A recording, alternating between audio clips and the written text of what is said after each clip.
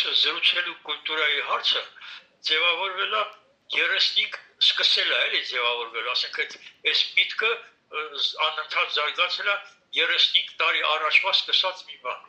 որ շարժման ակտիվիստները են, ղեկավարները, որ ես տեսել եմ, թե ինչպես են այն ժամանակ նոր կուսակցություններ, ԱԻՄ-ներ, ՇԻՄ-ներ, հանրապետականներ, Աշոտ Նամասարդյանի, վերջը երբ որ այդ ղեկավարները բանավիճ հավաքում են, նույնիսկ այդ ղեկավարները, որ իրար կարծես թե հարգում էին, բայց երբեմն այնպիսի զրույց էր գնում, որ հաճելի չէր էլի տեսնել նման բանը, կոնկրետ այդ գոնե այդ ղեկավարները պետք է կարողանային իրենց զսպել, կարողանային իրար լսել, վերջը այս 35 տարիների ընթացքում փաստորեն բազմաթիվ այդպես կլոր սեղանների բանի, որ մասնակցել են, այդ համոզվել եմ այդ բանը, որ իրոք մեզ պակասում է այդ զրուցելու կուլտուրան։ Շատ բաներ է պակասում, բայց դա կոնկրետ ասենք ամեն մի զրույցը, եթե երկրի կարևոր խնդիրների շուրջ պիտի լինի,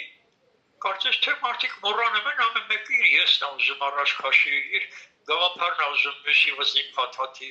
Այ այստեղը որ ասենք պետք է կարողանանք այդ ընդհանրապես գիտության մեջ էլ, հասարակության մեջ էլ այդ կարծիքը կա, չէ՞, բանավեճ, այդ գաղափարների բախումներ, այդպիսի իրավիճակում է իբր թե ճշմարտությունը ցնում։ Իսկ իմ խորին համոզմամբ այս տարիների ուսումնասիրությունները ցույց են տալիս, որ ոչ թե վեճ պիտի լինի, բանավեճ պիտի լինի, չգիտեմ, գիտական կասեք թե հասարակական կյանքում, լինի այդ վեճերը փոխարինվում են զրույցների։ Եթե մենք հայ հիմա 5 հոգով ենք, թե 6 հոգով ենք, 10 հոգով ենք, եթե մենք ուզում ենք երկրին ծառայենք, ապա մենք այն Քրիստոսի ասած այդ անձնականը պիտի թողենք մի կողմ, երկրի ընդհանուրի շահը մեջտեղ բերենք եւ եթե զրույցի նպատակը պիտի լինի ինչ որ խնդիր լուծել ընդհանուրի օգտին, ժողովրդի հայրենիքի շահերից ելնելով, ապա այստեղ վիճելու կարիք չկա, եթե ունենք չափանիշներ, եթե ունենք ինչ-որ արժեհամակարգ, ապա այդ դեպքում պիտի ձգտենք էլի նժդեի ասած է խոսքով, որ միայն ճշմարտությամբ հայրենիքին կարելի է ծառայել, ամեն մի հարցի վերաբերյալ գտնենք ճշմարտությունը որն է, որով պիտի մեր եւ հայրենասիրությունը դրսևորենք, որ դրանով ղեկավարվելու եւ հայրենիքին օգտակար լինենք հենց դրանով։ Ուրեմն այս մշակումները վերել եմ հասցրել այս 11 կետի, որ գրացա, նույնիսկ այդ յոգայի, ագնի յոգայի իմ ընկերներին սրանց տպագրած տվել եմ մի հատ, ասել եմ կարող է ամեն մեկը ունենաք ինչ-որ առաջարկություններ ավելացնելու, կարող է ինչ-որ մի բան համարեք ավելորդ, որ վերջի պետք չի այդքան սրել ինչ-որ այդ զրույցները բան։ Բայց անպատասխան մնացել, մարդիկ այդքան էլ բարեխիղճ չեն եղել այդ հարցի վերաբերյալ կամ կարևոր չեն համարել այդ հարցը եւ այս մնացել է այս տարիներ շարունակ այդ 11 կետով գրած բանն է ինձ մոտ։ Ուրեմն վերնագիրը գրել եմ զրուցելու կուլտուրա, կանոններ, կլոր սեղանի շուրջ զրույցներ եւ քննարկումներ անցկացնելու համար խաղաղության եւ կուլտուրայի դրոշի ներքո։ Այդ խաղաղության եւ կուլտուրայի դրոշը համարվում է Ագնի յոգայի այն Մախատմա Մորյանա եւ իրանց եղբայրության խաղաղության կուլտուրայի դրոշն է, իրանց դրոշն է համարվում եւ մարդկության ձգտում են այդ դրոշի տակ համախմբել։ Այդ Թումանյանն նժդեհն էլ, որ ասում են մարդկությունը մի ընտանիք է, ժողովուրդների այդ ընտանիքի անդամներ, այդ ընտանիք հասկացությունը պիտի այդ դրոշի տակ հավաքի։ Ուրիշ կերպ ոչ ՄԱԿ-ը, ոչ Եվրոմիությունը, ոչ ուրիշ որևէ կառույց չեն կարող համախմբել այդ բարի արդար ազնիվ նպատակների համար։ Ուրեմն այս դրոշի տակ զրույցը սկսում են։ Առաջին կետում գրել է. ուսուցիչը ցանկանում է այս տակը գրացնել, այս առաջին կետեն հիմնական այսպես ասած ձևակերպում, տակ գրել է այդ պարագրաֆը, այն զրույցը, որտեղից նա վերցրել է։ Ուսուցիչը ցանկանում է, որ գործենք եւ պահենք ձեզ այնպես, կարծես թե տիրակալը եղել է ձեր կողքին։ Սա շատ կարևոր բան է, տակի բացատրության մեջ ինչ-որ բան ասում է, դրսևորեք իրականության ընկալում, հասկացում։ Ուսուցիչը ցանկանում է, որ գործեք եւ պահեք ձեզ այնպես, կարծես թե տիրակալը եղել է ձեր կողքին։ Չէ՞ որ իրականում այդպես էլ կա։ Չտեսնելը արդարացում չէ։ Եթե գիտեք արծվային աչքի մասին, ամենատես աչքը ակաշայի, ակաշան այդ դիեզերքում ինֆորմացիայի դաշտն է համարում, էլի։ Ակաշայի արձանագրությունների խորհրդանիշն է։ Այդ աչքը, որ ինչ որ մի աչք վերից, որ մանք ասում են, Աստված վերևից ամեն ինչ տեսնում է։ Դե եթե հիշենք Քրիստոսի խոսքը կտակարանում գրած էլի, ասում է, ես հոր մեջ եմ, հայրը իմ մեջ է, ես ձեր մեջ եմ։ Եթե ճիշտ հասկանանք Աստվածաշնչյան կոնկրետ ավետարանչական այդ խոսքերը, պիտի հասկանանք, որ այդ Աստված կոչված է, այդ Սուրբ Հոգին կամ չգիտեմ Աստծո Հոգին մեր մեջ է։ Եվ մեր ամեն մի գործունեություն խոսքով կլինի, գործով կլինի, ինչ էլ որ անում եք, այդ ուսուցիչը եւ այդ էլ ասեմ, ուղղակի թռոչիկ անցնեք էլ այդտեղ պետք չի հիմա այս բային կա կետրոնան։ Ամեն մի մարդ ունի իր ուսուցիչը հոգևոր այն երկնային հայրը։ Կարող է մեկի համար Քրիստոսը լինի, մեկի համար Բուդդան լինի, մյուսի համար մեկ ուրիշը լինի, վերջ այն ուսուցիչները եղել են այդ հոգևոր հայրերը։ Հիմա Աստվածաշնչում մի խոսք կա, որ շատ կարևոր է հասկանալ։ Այդ բանի ինչա անառակ որդու առակը։ Ամբողջ մարդկությունը հիմա այդ անառակ որդու վիճակում է։ Այդ անառակ որդին փաստորեն Աստծուց կտրված աշխարհի նյութապաշտական աշխարհում շրջում ապրում ապանել է կարծես թե ամեն ինչ նորմալ է, երբ որ գիտակցում է, որ ինքը կտրվել է այդ հոգևոր ոլորտից, աստվածային այդ իրականությունից, որ իր մեջ է, բայց չի գիտակցում։ Այդ նշդե ազատ այդ ինքնաճանաչման, որ պետք է հասկանանք, այդ պահն ալինու, որ սկսում են գիտակցել, այդ պահն ալինում անառակ որդու վերադարձը, որով այդ աստվածային այնտեղ ասում է, չէ, Աստված իր այդ ժառանգությունը ինչ որ պատրաստել է փոխանցում այդ եկած որդուն։ Մենք պիտի այդպիսի վիճակ հաղթահարենք, մոտենանք այդ հոգևորին եւ կստանանք այնպիսի հնարավորություններ, ինչպես Քրիստոսը որ ասում է, անսահման հնարավորություններ։ Հիմա այս կետը անցնենք ուղղակի հարկավոր այս պահի վրա մեջիչ ուշադրություն դարձնել, մտածել էլի խորհենք, կապելով թե քրիստոնեության, թե ուրիշ կրոնների բանի հետ, այս ասին բոլոր կրոններն են խոսում։ Այդ անառակ որդու վերադարձի գիտակցումն է, ինչ է նշանակում։ Հայրը մեր մեջ է, Քրիստոսը ասածով, էլի, որ ասա, ես հոր մեջ եմ, հայրը իմ մեջ է, ես ձեր մեջ եմ։ Այդ եկեղեցին այդպիսի բաներ չի ասում, այդ իրենց համար դրանք վերացական բաներ են։ Հաջորդ կետը։ Նախքան պատասխանելը մտածեք, խորեք։ Ինչպես կպատասխաներ այդ հարցին ինքը ուսուցիչը։ Այս երկու կետի վերաբերյալ, այս երկու կետերն է, որոնց վերաբերյալ ես ինչ-որ գիտեց հավաքի ժամանակ աթորի դրեգտոմանյանին նկարը, մյուսի վրա նժդեհի նկարը։ Եվ ամեն մեկը ինչպես կպահեիք ձեզ այս զրույցի ժամանակ, երբ որ իմանաք, որ իրանք էլ են ներկա։ Եվ ինչպես կպատասխանեն իրանք այս հարցին, եթե գտնում ենք իրենք ունեն պատասխան, որը ավելի լավ պիտի լինի, քան մեր փնտրածը, ընդունում ենք։ Եթե բանկ ունենանք ավելացնող, նոր դրան ավելացնենք։ Հիմա փաստորեն, այս երկրորդը այդ իմաստն ունի, որ ուսուցիչների բանը պատասխանը այն բարձրագույն, իդեալական, ասենք որ պիտի ճշմարտությամբ ծառայենք հայրենիքին։ Այդ քննարկումների ժամանակ անհրաժեշտությունը հենց այդ ճշմարտությունները իմանալ, այդ ճշմարտությունները բարձրագույն աղբյուրը չեն տրվում։ Այդ դիեզերական օրենքներն է, որ իրենք գիտեն։ Եվ մենք պիտի իրենց միջոցով այդ իմանանք եւ այդ հարցերի քննարկման ժամանակ կիրառենք հենց դրան։ Երրորդը դե սիրեցեք միմյանց այդ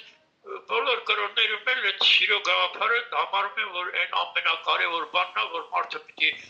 եւ ընկերոջ նկատմամբ եւ ժողովրդի նկատմամբ, հայրենիքի նկատմամբ, Աստծո նկատմամբ այդ սերը պիտի լինի։ եւ դե դրանից առաջ ասենք հարգանք է ձևավորվում, հետո կամաց այդ սիրո գաղափարը ձևավորվելով մարդը արդեն ոնց որ այն անձնականից հրաժարվելը ավելի հեշտ է սիրած էակի համար, սիրած հայրենիքի համար, այն բանի համար արդեն ավելի հեշտ է լինում անձնականը դնել մի կողմ։ Միայն այդ գիտակցությամբ է, որ լավագույն ձևով կարող է մարդը ծառայել իր հայրենիքին։ Չորրորդ կետը յուրաքանչյուր պատասխան խոսք ոչ թե դագաղի մեղ պետք է լինի, այլ բժշկի ճառագայթ։ Այսինքն ամեն բժիշկ, եթե ուզում է հիվանդին բուժի, նա արդեն բարի է տրամադրված, իր այդ խոսքով, մտքով, բանով աշխատում է դրական էներգիա հաղորդել հիվանդին։ Բացի այն դեղորայք բան, որ պիտի նշանակի, առաջին մոտեցումը լինում է այդ խոսքի, մտքի, բանի ազդեցությունը։ Հիմա եթե պիտի դրանք բուժիչ լինեն, հաճախ զրույցների ժամանակ մարդիկ այնպես են խոսում, մեկը մյուսին այնպես է պատասխանում, կարծես թե դագաղի վերջին մեղն է ուզում խփել։ Այդ իմաստով է, որ ոչ թե պատասխան խոսք ոչ թե դագաղի մեղի նման պիտի լինի, այլ բուժող բժշկի ճառագայթի նման։ Դες 5-րդ կետը բարոյականության ոսկե կանոնը։ Դիմացինիդ հետ մարդկանց հետ վարվի այնպես, ինչպես կցանկանայի, որ քեզ հետ վարվեն։ Այս թե քրիստոնեության մեջ, թե մյուս կրոններում դա կարևոր բան է, ոսկե կանոն է համարվում։ Իրոք եթե մարդկանց հետ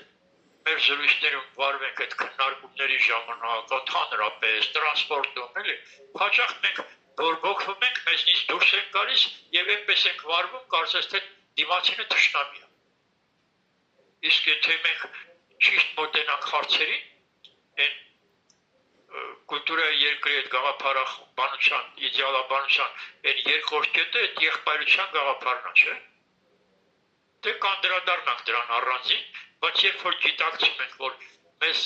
ասվել է, դուք աստվածներ եք, դուք Աստծո որդիներ եք։ Եթե Աստծո որդիներ եք, այդ Աստծո որդիները, փաստորեն, ինչպես որ կյանքում, ֆիզիկական կյանքում, ֆիզիոլոգիական, այսպես ասած, կենսաբանական տեսակետից մենք ունենք եղբայրներ, ունենք հորեղբոր տղաներ, որոնք աղջիկներ, որոնց էլի եղբայր ու քույր ենք ասում, բայց եթե հայրը մեկ է, այդ հոր տեսակետից մենք բոլորս էլ եղբայրներ ենք։ Այ եթե դա հասկանանք, որ մենք կրոնները ասում են դա էլի այդ մասին, եւ եթե մենք հասկանանք այդ բարձրագույնի գոյությունը ընդունենք եւ հասկանանք այդ որդի լինելը ինչ է նշանակում։ Այդ ժամանակ մարդկանց հետ կարողանանք ավելի հեշտ կլինի այդ որպես հարազատի նայել։ Այստեղ պիտի ես ձեզ հիշեցնեմ 88 թվականին, որ մենք պայքարը սկսել ենք, ժողովրդի մեջ այնպիսի վերելք էր այդ հոգևոր, այդ հարազատությունը զգալի էր ամեն քայլափոխի, թե տրանսպորտում, թե այդ միտինգներին հացադուլի նստած կամ նստացույցի ուսանողները բան նստած, այդ կողքի կոոպերատիվներ, բան, որտեղ խմորեղ են, բան, սարքում են ինչը բաներ, բերում են արկղերով դնում մատուցում, հյուրասիրում, ձրի ամեն ինչ վերջը եւ տրանսպորտել էլի, որ գնայիք 15 թաղամաս կամ մասի բան, մեքենաներ են կանգնում։ Գնում եք այսիշ տեղը, եկող կա բան, էլի վերջը, ոնց որ ձրի սպասարկում են ամբողջս օպերայի, ես նկատում եմ, որ օպերայի հրապարակից դուրս այդ մոտակա կանգառներում, այդպես մեքենաներ էին սպասարկում։ Այդ ժողովրդի այնպիսի վերելք էր, որ այսօր որ տեսնում ենք, այդ տրանսպորտում են գնալ բան մետրոյում նախ վարչապետը եւ այդ կնոջ զրույցը եւ դրանից հետո այդ մարդկանց հարաբերությունները, շփումները, քննարկումները այդ հարցի վերաբերյալ ոնց որ թշնամական բաներ լինեն։ Իրանք այդ ժողովրդի մեջ այդ թշնամանքը կա։ Հիմա մենք պիտի երազենք այդ 88 թվականի հոգևոր վերելքի վիճակը եւ ցեկտեք վերականգնել նման մի բան եւ ինչու՞ չէ, նաեւ ավելի տանել առաջ, զարգացնել այդ միտքը։ Ուրեմն հաջորդ կետը 6-րդ կետը։ Ով համաձայն չէ թողապացուցի հակառակը։ Զրույցների ժամանակ սովորաբար բան են անում։ Դե դա սխալ է, ես գտնում եմ, որ դա սխալ է, լավ, եթե գտնում ես, որ սխալ է, առանց սխալ ասելու, հաջորդ կետում այդպեսի այն երկար գծի սկզբում կա, էլի։ Գտնում ես, որ սխալ է, քո ճիշտ ասա առանց նշելու, որ դա սխալ է։ Կարելի է այդ ճիշտը ասել, իսկ ինչ կարծիք եք այս բանի մասին։ Եթե իրոք արժանի, ասենք, կարծիք է, որ իրոք հայրենասիրական, հայրենիքին ծառայելու ձգտումն է բերել այդպիսի բանի։ Ով էլ ուզում է, որ ծառայի երկրին, պիտի հասկանա, գիտակցի այդ բանը։ Այսինքն ամեն մեկը պիտի ապացուցի, եթե ինչ-որ մի բան համարում է, որ սխալ է, թող ապացուցի հակառակ կարծիքը։ Բայց ոչ թե հենց այնպես բուխտ ու բրախտի, ժխտի, մերժի, ասես դա սխալ է, դες բան չկա։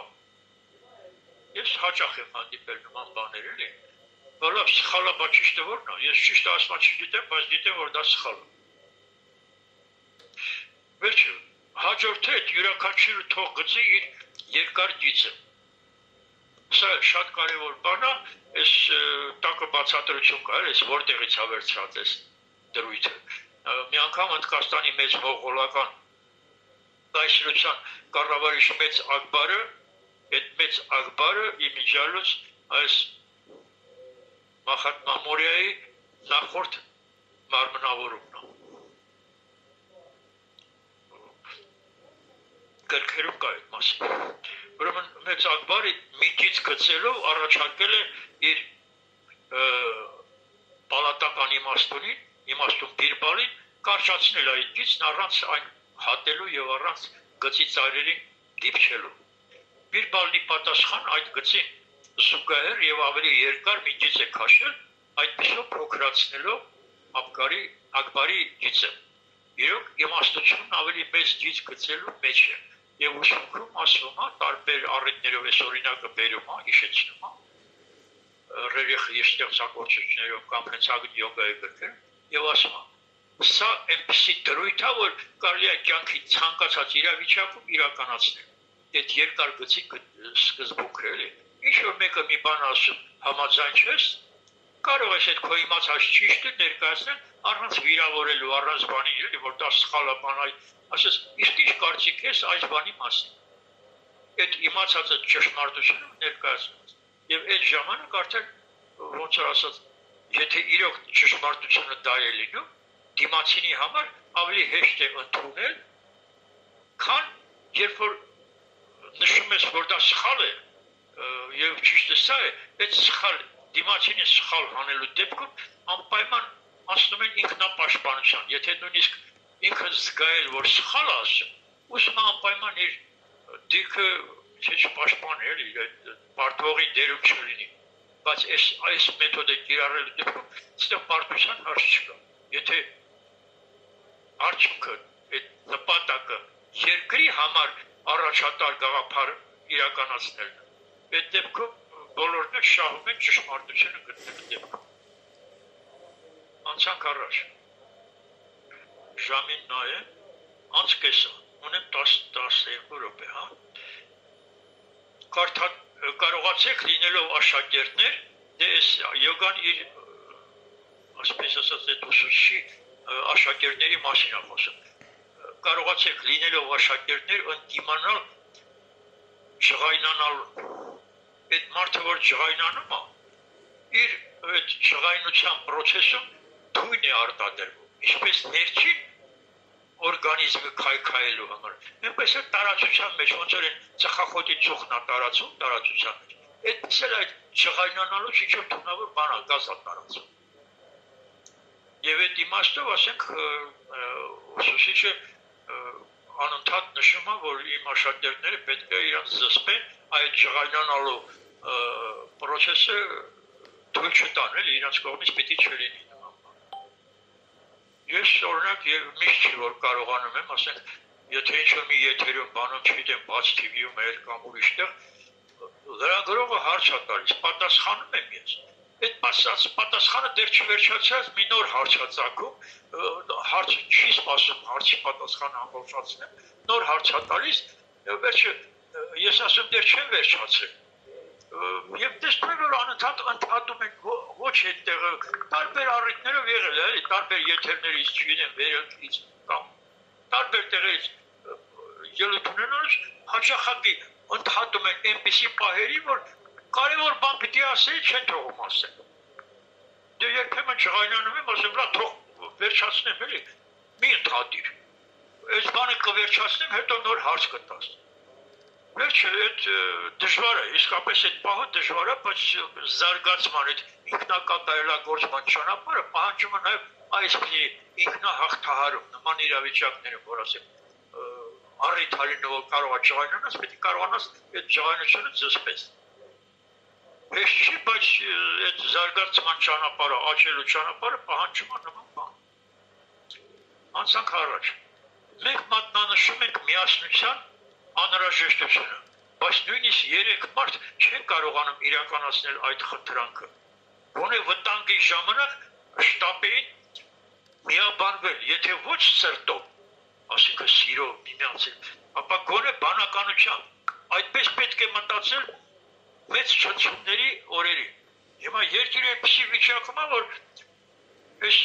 կուսակցությունների բաժանված այդ համակահայկական շարժումներ, բաները վերջը սա այն իրավիճակն է, որ պիտի հանդուրժող լինենք միմյանց թերությունների բանի նկատմամբ, ասենք եկեք այս բաներում որոշ հարցեր մի կողմ դնենք, միաբանվենք այս չարիքից ազատվենք, որտեղ մեզ համար դժբախտություն է երկրի ժողովրդի առաջնորդ ունենա թշնամին մեզ ղեկավարի, բայց խայտառակություն և դժբախտություն է, երբ որ ժողովուրդը չի կարողանում այդ չարիքից ազատվել։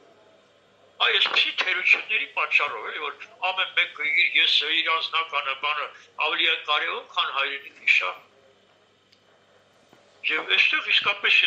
այս հազարամյակների ուսումնասիրության արդյունքում ենք գրել, էլի ուսուցիչներ, որ ինչքան խոսում ենք միաբանության մասին, բան, այդ միասնական գործելու մասին, այդ լույսի ճանապարհը պահանջում է այդ լուսավոր մարդկանց համագործակցություն։ Բայց ասում է 3 հոգի չեն կարողանում միաբանվել այդ կարևոր գործի համար։ Բայց երբ որ վտանգ է սպառնում, իսկ այդ վտանգը այս լույսի ճանապարհին անընդհատ է լինում, որովհետև այսպիսի բան էլ կա, էլի ուսումնքում ասում է, այս լուսավոր, այս անբարոյականության պայմաններում, այս հոգևոր բարոյական անկման պայմաններում ամեն մի լուսավոր ձեռնարկում հանդիպում է մութ ուժերի հակահարվածի։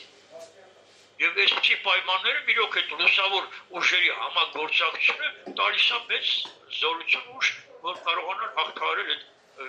այս կյանքի այդ փորձությունները։ Իմ աշակերտը պարտավոր է հաջորդը 10-րդ կետը, ինձ համար այդ 10 կետ է եղել, այս 11-ը չգիտեմ տարիներ առաջ մեր ընկերներից մեկը ավելացրեց, ողջունելի է, վերջը որ նպատակի չեղել։ Իմ աշակերտը պարտավոր է ունենալ բարի աչք, հարկավոր է կրկնապատկող խոշորացույցով նայել ամեն բարու և 10 անգամ փոքրացնել անկատարության երևույթները, այլապես կմնաք նույնը, նախկինը։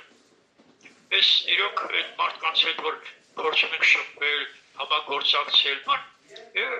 ոչ մեկս կատարյալ չէ, ոչ մեկս անթերի չէ։ Պես այդ համագործակցությունը արդյունք տա դրական ուղղությամբ գնա, պետք է հաշվի առնենք, որ իսկապես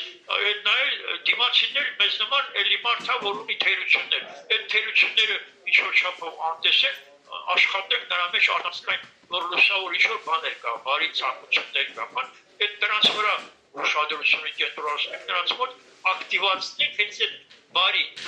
ավելի շատ աշխատենք տեսնել մարդու մեջ այդ բարի բաները, բարի կամքը, բարի ցանկությունները։ Այդ դեպքում կարող է լինել համագործակցություն իսկապես և դրական, և արդյունավետ, և երկկողմանի ընդունել է։ Դե վերջին զրույցներ, կարծում եմ ես մեր զրույցի ընթացքում կարողացանք պահպանել նաև այս վերջին կետը, որ ասում է զրույցը վարել չեղվելով քննարկվող գլխավոր թեմայից։